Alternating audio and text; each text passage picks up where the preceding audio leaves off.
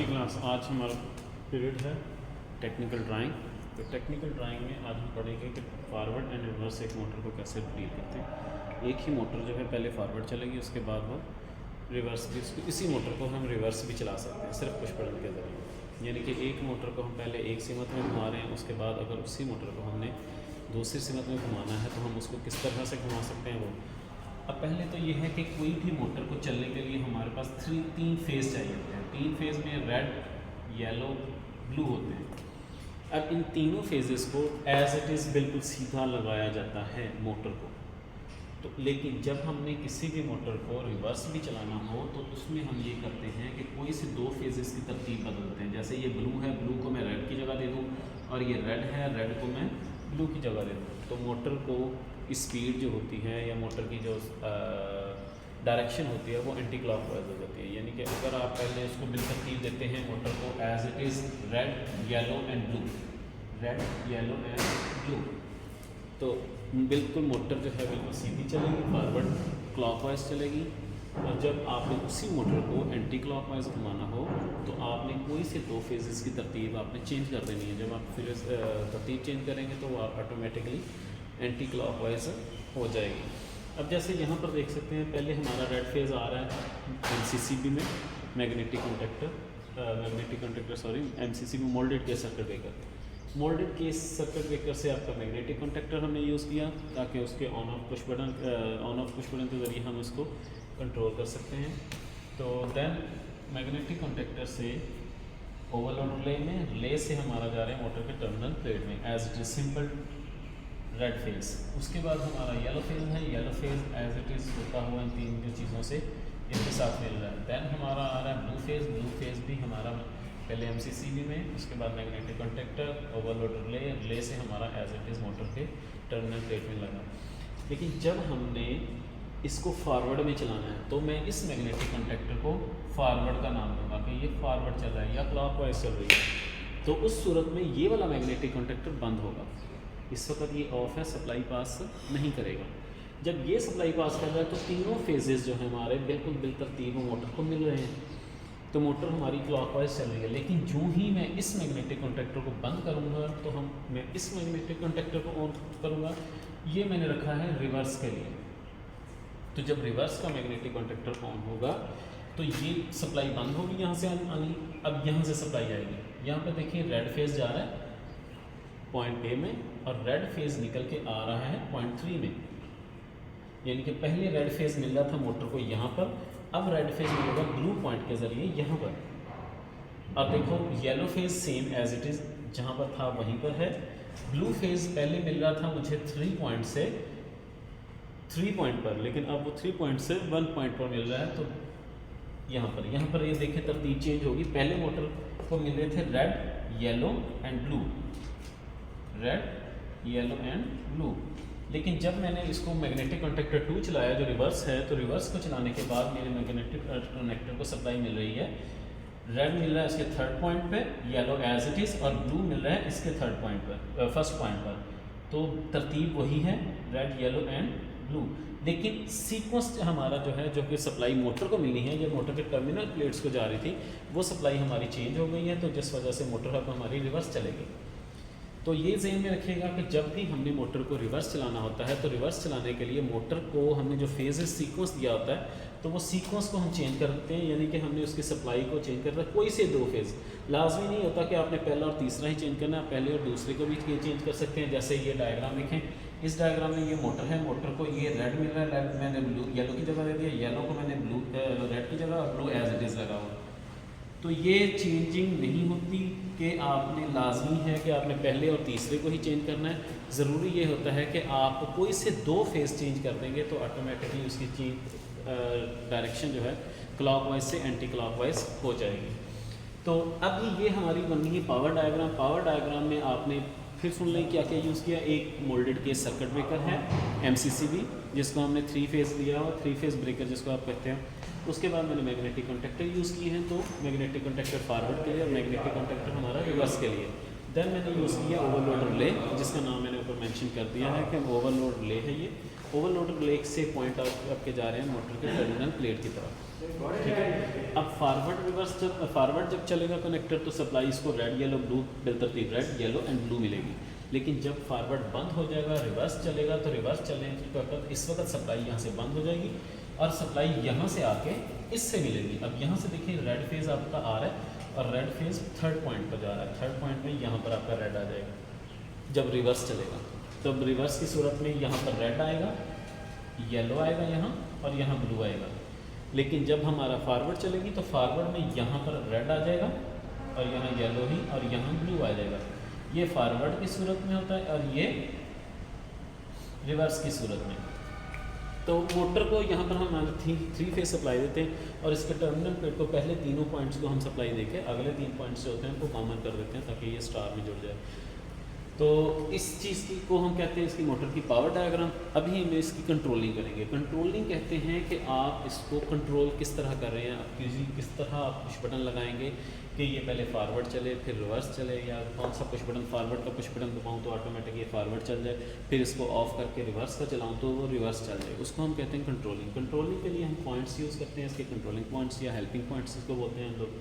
तो helping points मैंने आप लोगों को पहले बताया हुआ, आपने DL बनाया, स्टार डाटा बनाया, तो उसमें आपके ये 13 और 14 जो होते हैं ये पॉइंट इसके होते हैं NO points, normally open points. Normally open points हमारे ये पॉइंट्स होते हैं, कॉन्टैक्ट्स होते हैं, इसमें ये ओपन पॉइंट होता है, ये वाला ये है normally open. Same as it is इसके 21 और 22 जो होता है ये आपका नॉर्मली क्लोज पॉइंट होता है। नॉर्मली क्लोज में एक पॉइंट ये होता है कि नॉर्मल हालत में ये इस तरह जुड़ा होता है। नॉर्मल हालत में जब इसको हम सप्लाई देते हैं तो ये सब पॉइंट जो है ओपन हो जाता है, ठीक है। NC पॉइंट इसका ओपन हो जाएगा, लेकिन नॉर्मल हालत में ये क्लोज रहता है। सेम एज इट इज़ जो 13 और 14 होते हैं जो नॉर्मली ओपन होते हैं, नॉर्मल हालत में ये ओपन होते हैं, लेकिन जब इसकी कॉइल को एनर्जाइज करते हैं, मैग्नेटिक कॉन्टैक्टर एनर्जाइज होगा तो ये क्लोज हो जाएंगे, यानी कि जुड़ जाएगा, सप्लाई पास आउट करने लग जाएगा। ये आपके NO पॉइंट्स हैं, ये आपके दोनों NC पॉइंट्स हैं। तो किसी भी मैग्नेटिक कॉन्टैक्टर की डबल साइडेड भी होती हैं, सिंगल साइड भी होता है। ये तो आपकी ज़रूरत के ऊपर डिपेंड करता है कि आप इसको सिंगल साइड पे यूज़ करते हो या डबल साइड पे। इवन के इसके ऊपर आप एक्सिलरी और पॉइंट्स लगा के इससे मज़ीद काम भी ले सकते हैं। ये मैग्नेटिक कॉन्टैक्टर आ गया। अब आते हैं इसकी पावर कंट्रोल डायग्राम में। कंट्रोल डायग्राम में आपने कोई सा भी एक फेज़ लेना है। यहाँ से ये 3 फेज़ आपकी सप्लाई चल रही है, रेड येलो एंड ब्लू। इन तीनों फेजेस में से आप एक फेज़ उठाएं। सपोज मैंने ये रेड फेज़ या ब्लू फेज़ मेरे पास है, मैंने ब्लू फेज़ उठा दिया। ब्लू फेज़ मैंने उठाऊंगा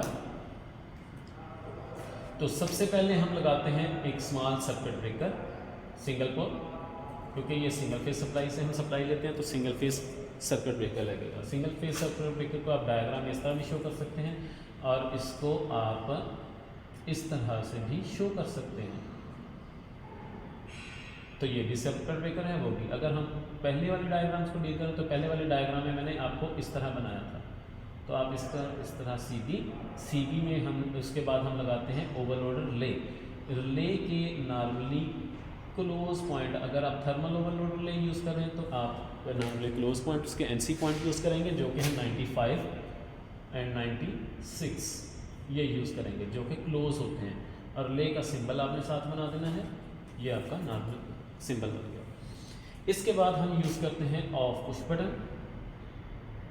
ऑफ पुश बटन होता है कि जिसको हमने दबाया तो ये सप्लाई तोड़ देगा, और अगर हम दबा के ना रखें एज इट इज़ ना छेड़ें इसको तो ये सप्लाई पास करता रहता है। ये नॉर्मली क्लोज पॉइंट होता है। नॉर्मल हालत में ये क्लोज होता है, जब हम इसको प्रेस करते हैं तो ये इस शेप में आ जाएगा। जब हम इसको प्रेस करेंगे तो ये इस शेप में आ जाएगा, ये ओपन हो जाएगा, ठीक है। ये नॉर्मली क्लोज पुश बटन। आप इसको स्टैंडर्ड सिंबल्स भी बनाते हैं जो वो भी बना सकते हैं, जैसे हम लोग बनाते हैं तो वो ये सिंबल है कि इस तरह। अब ये आपको शो कर रहा है कि ये पुश बटन, क्लियर। देन आप इसका ऑन पुश बटन यूज़ करेंगे। ऑन पुश बटन आप ऑन के लिए हम नॉर्मली ओपन साइड यूज़ करते हैं, नॉर्मली ओपन साइड आप क्योंकि दो यूज़ कर रहे हैं, क्योंकि हमें फॉरवर्ड भी चलाना है और रिवर्स भी चलाना है, तो मैं इसको रख देता हूँ कि ये फॉरवर्ड पुश बटन है, और इसी में एनसी पॉइंट से डबल पुश बटन निकालें। ये मैंने पुश बटन लगाया और ये मैंने लगा दिया रिवर्स के लिए। दो पुश बटन आ गए, दोनों पुश बटन, एक फॉरवर्ड के लिए एक रिवर्स के लिए। देन फॉरवर्ड से हम सप्लाई लेके देंगे as it is magnetic contactor forward को,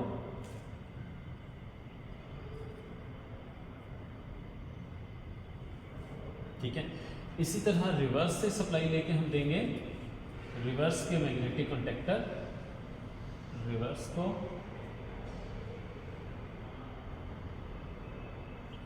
अब ये सप्लाई तो आप दे रहे हैं, इसको कॉइल को एनर्जाइज कर रहे हैं, A1 और A2 को हम न्यूट्रल दे रहे हैं, लेकिन इसमें दो चीज़ें लाजमी आपने करनी है। पहली इसकी होल्डिंग और दूसरी इसकी इंटरलॉकिंग। होल्डिंग ये होती है कि जो भी पुश बटन से आप जिस कनेक्टर को चला रहे होते हैं उसके हेल्पिंग पॉइंट जो होते हैं नॉर्मली ओपन या नॉर्मली ओपन, आप उसको यूज़ करके इसकी होल्ड करवा देते हैं। ये आ गई आपकी 13 नंबर इसकी होल्डिंग के लिए, 14 नंबर आउटपुट। ये जिस पुश बटन से आप उठाएंगे उसी पुश बटन की आउटपुट में आप इसको लगा सकते हैं, या इसको लाजमी नहीं है कि यहीं पे लगाएं, आप इसके A1 में भी लगा सकते हैं। तो अगर होल्डिंग इंटरलॉकिंग नहीं करनी, देन अगर इंटरलॉकिंग करनी है तो आप इसके A1 में नहीं लगाएंगे, क्योंकि उसका मैं प्रोसेस बाद में समझाता हूँ। अच्छा, इसी तरह रिवर्स की होल्डिंग करेंगे। रिवर्स के पुश बटन से हमने सप्लाई उठाई, कनेक्टर के 13 नंबर में देंगे, ये के फॉरवर्ड है, ये भी के फॉरवर्ड ही के 13-14 होंगे, ये के रिवर्स है हमारा, तो के रिवर्स के भी 13-14 हम हेल्पिंग पॉइंट जो नॉर्मली ओपन साइड है वो यूज़ करेंगे, के रिवर्स। इसके बाद आ जाता है मामला हमारा इसके इंटरलॉकिंग करने का। इंटरलॉक होता है कि जिस भी कनेक्टर को सप्लाई देनी होती है उस कनेक्टर को दूसरे कनेक्टर के NC पॉइंट से गुजारा जाता है। ये इसलिए किया जाता है कि अगर एक कनेक्टर चल रहा है तो उसके चलते हुए दूसरा कनेक्टर ऑन ना हो। जैसे हम लोग देखते हैं कि हमने फॉरवर्ड चलाया और इस फॉरवर्ड मोटर चल रही है, अगर चलते चलते हम रिवर्स का भी पुश बटन दबा देते हैं तो मोटर फॉरवर्ड चलेगी या रिवर्स, तो वो हीट प्रोड्यूस कर देगी, हीट अप हो जाएगी। तो उससे बचने के लिए हम क्या करते हैं, इसकी इंटरलॉकिंग करते हैं। इंटरलॉकिंग में ये करेंगे 14 से सप्लाई निकाल के पुश बटन। अब जो सप्लाई आपकी तार A1 में जा रही थी उसको हम कनेक्टर 2 के, जो रिवर्स हमारा कनेक्टर है, उसके NC पॉइंट से गुजारेंगे 21 और 22 के रिवर्स।